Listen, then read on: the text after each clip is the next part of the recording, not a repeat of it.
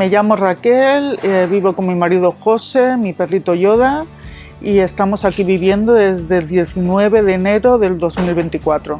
A ver, quiero vender este piso porque he encontrado una casa, porque si no, no vendería este piso por nada del mundo, porque es genial, es maravilloso, es todo el piso, de todos los pisos que hemos tenido es el top de los pisos. Y me voy con Mopenedes porque me ha ofrecido esta oportunidad de comprar una casa y los veo pues muy serios y muy legales.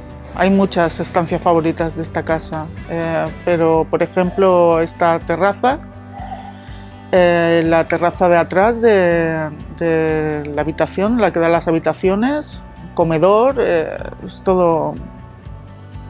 que me gusta todo el piso en general. No tengo una específica.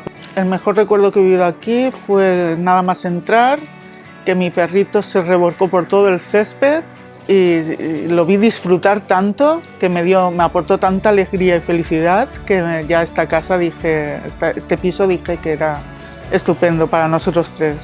A los futuros propietarios les diría que es un piso estupendo, que aporta felicidad, luz, alegría, no sé, se está muy a gusto aquí, la comunidad es estupenda, está muy bien comunicado el pueblo, hay de todo, es que no le falta de nada, es estupendo.